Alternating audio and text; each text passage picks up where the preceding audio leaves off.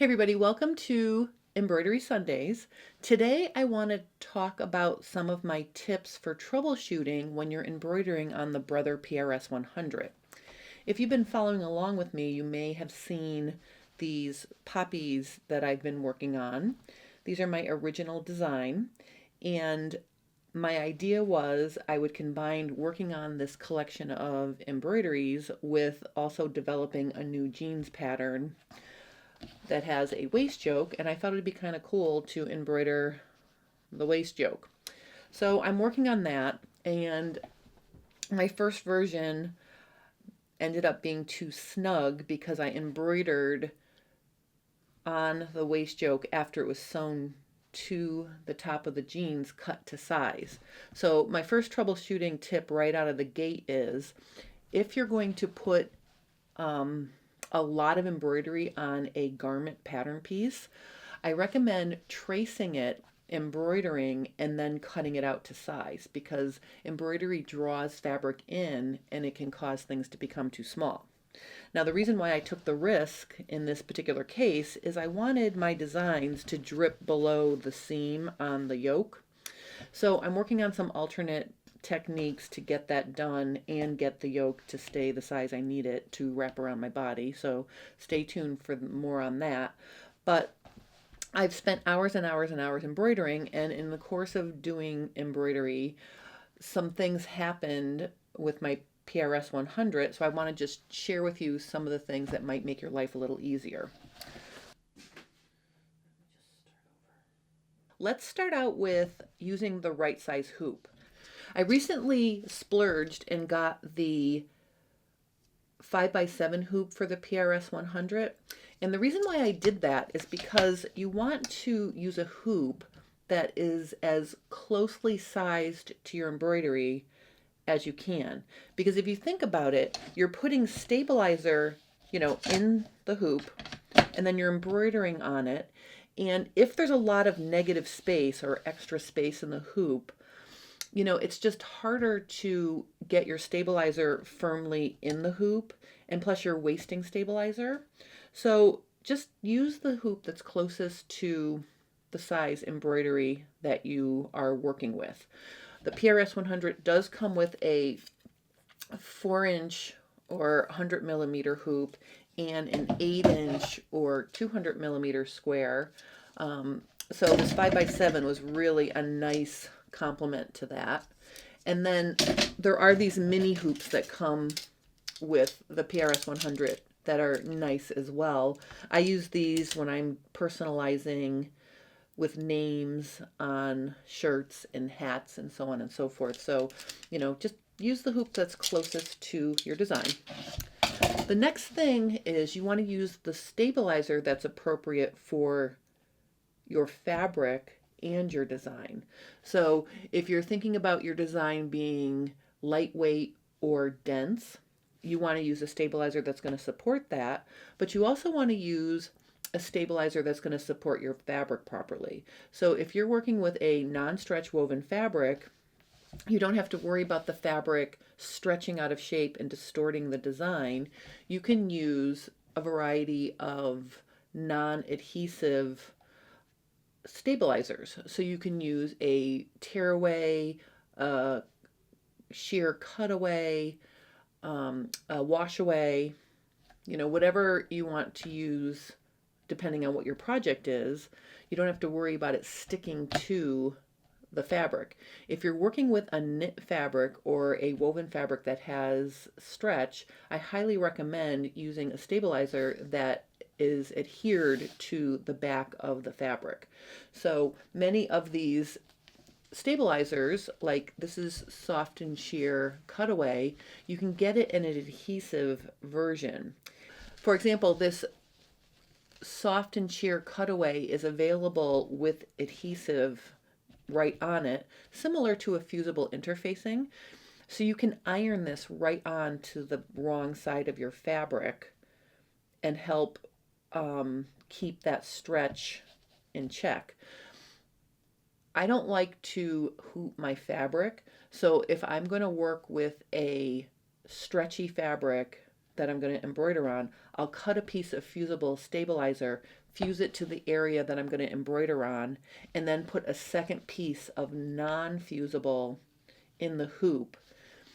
And then I'm using my good friend 505 temporary adhesive spray to adhere the design, to adhere my project into the hoop.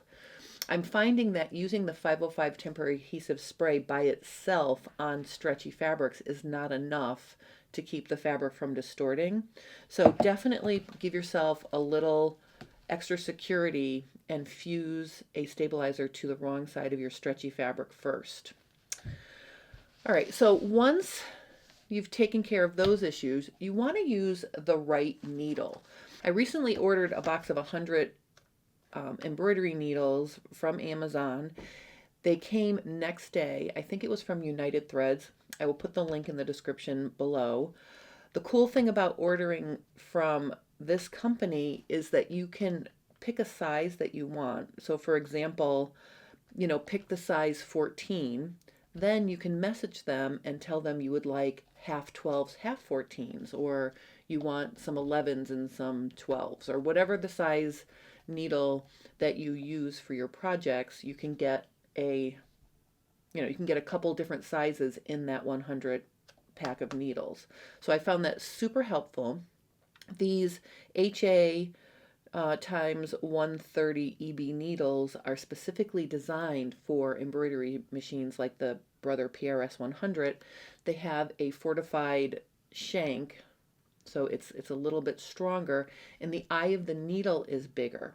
So I can actually tie together two 40-weight threads and pull them through the eye of the needle, which saves me a ton of time when I'm working on embroidery designs that have a lot of color changes. Okay, so now that we have all of the right stabilizer, needle, and hoop ready to go, the next step is to start your machine, oil it, and clean out the bobbin case. If you work with cotton threads, you're going to need to clean it out more often than if you use polyester and rayon, because cotton threads are more linty. And I'm working with cotton threads on my denim to give it a nice soft hand. So let me show you how to clean out the bobbin case and get your machine ready for embroidery. All right, so I have my machine here, and I have the oil that comes with the Brother PRS 100. But before we do any oiling, let's look and see what the condition of the bobbin area is. I think you can see it is extremely messy. I'm going to get my little brush that comes with the machine, and the first thing I'm going to do is I'm going to go between the needle plate and the bobbin area, and I'm just going to reach in there. I'm going to push all the lint out, and you can see these big pieces of lint that are coming out from that area.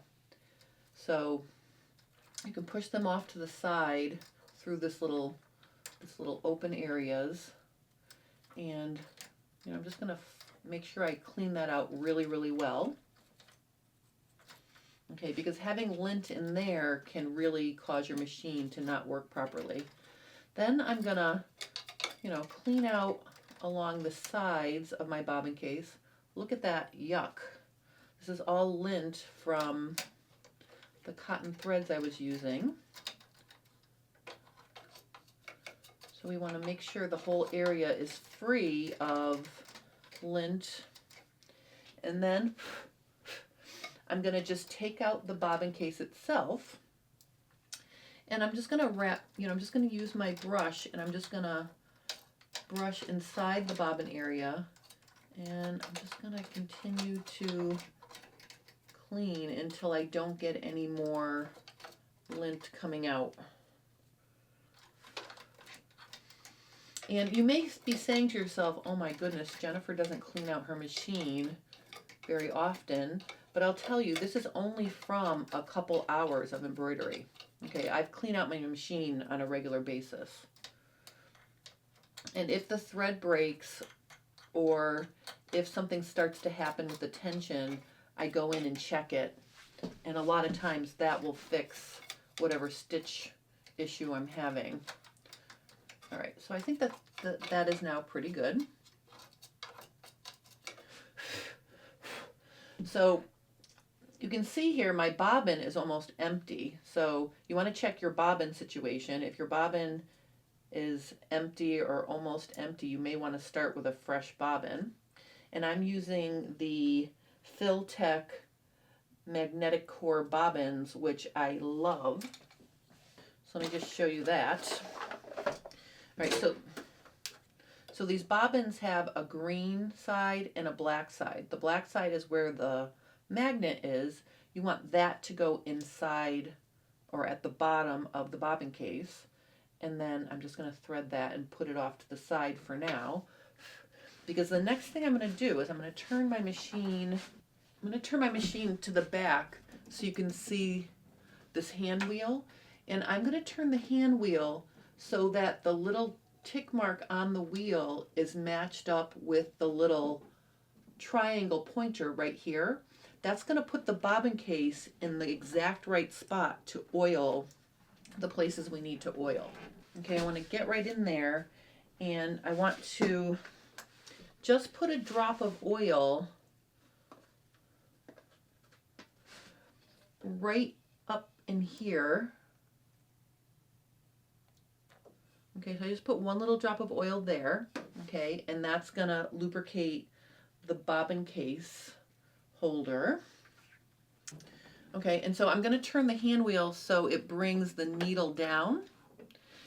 All right, so it may be that you have lint up here as well, so if you do, get rid of that before you oil the second place I'm gonna show you. I should have actually done this before I added any oil anywhere, but you know, make sure there's no lint hanging out on the needle bar itself. Okay, and then what you're going to want to do is just put a little dot of oil on this felt pad up here. Oops. And you don't want to do what I just did. I just put a huge glob of oil. So if you put too much oil, you're going to know you did because you're going to see it dripping down. Just use a soft cloth and wipe any extra oil that may be dripping off of there, because otherwise it's going to drip onto your project. So I'm just going to turn the hand wheel one more time, and now you can see we have a nice clean bobbin area. We've oiled, and I'm going to put the bobbin case back in. Okay, now once I put the bobbin case back in, to put it in, you want to hold it by this lever right here. Once it's in, pull your thread to make sure it doesn't pop back out at you, and that's how you'll know it's in there properly. All right, so now my machine is ready to embroider. Okay, I've turned the machine on and I've put on one of the hoops because I want to show you one other thing that happens sometimes when you're embroidering. You're familiar with the embroidery arm, and the Brother PRS 100 comes with 3 of them. The A embroidery frame holder works with the 100 millimeter, 200 millimeter, and this 5x7 hoop. I'm gonna pick a design that fits into that hoop. You can see up at the top of the screen, it tells me I can use my 200 millimeter hoop or my it's 180 by 130 is what a 5x7 is. Those are the 2 choices in hoop. So let's say we've been embroidering along just fine, and then all of a sudden we get this message that says change to a larger embroidery frame. Now, I had to think about this one for a second. Obviously, I've been embroidering in the 5x7 hoop, so when I got this message, I was a little bit perplexed. But then I realized what's happening is the way the hoop is attached to the embroidery frame holder is that it's tied down tight with these screws. Let me turn it to the side so you can see. So when Okay, so I'm going to take the hoop off and I'm going to show you something. I'm going to loosen this screw right here and I'm going to loosen this screw right here. And you can see I can slide this left side of the embroidery arm over to accommodate the big 200 millimeter square hoop. And then when I want the 5x7, I have to slide it in so, you know, it fits the 5x7 hoop. And the way I determine how far to slide it is I'll actually get the hoop in the embroidery arm so I know it's in the right position. Then I will tighten down these two thumb screws. All right, so what happens is there are sensors in there that are telling the machine which hoop you have attached.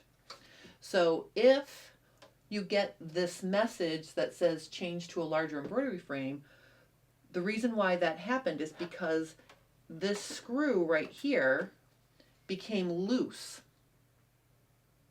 And if that happens, it's going to tell you to put in a larger hoop. So you don't have to put in a larger hoop, just check your screws and make sure they're tightened down securely. All right, so that's how you fix it if this message shows up in the middle of embroidery. I'll press close now and you can see that message goes away and I can continue embroidering. All right, so those are some of my tips for troubleshooting to either prevent trouble from happening or if something happens, how you can fix it. And I think the biggest thing is, I'll tell you, I was embroidering on 2 layers of denim, so using a size 11 needle was not strong enough. So the size 14 needle worked much better. And then the other thing is, if you're stitching along and you get the message saying check your upper and lower thread, check it, because even if it looks like everything is going along great on the top and everything is threaded, you could end up with a big bird's nest underneath the hoop that you can't see. So don't just keep pressing the start button if your machine is telling you that you need to check it. Take the hoop off and look underneath to see what's going on, because a lot of times the problem is where you can't see it. So let's just review. If you get a bird's nest underneath or your thread keeps breaking, the things to check are, is my bobbin case clean? Is my needle ready to be changed? Because if your needle gets worn down, you may need to change your needle. Or is the spool of thread that I'm using not working right in this machine?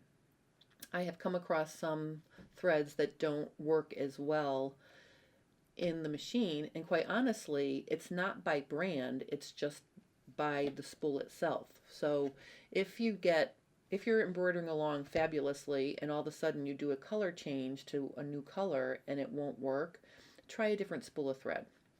So those are my little tips. If you have any questions or comments, please post them below and I will help you.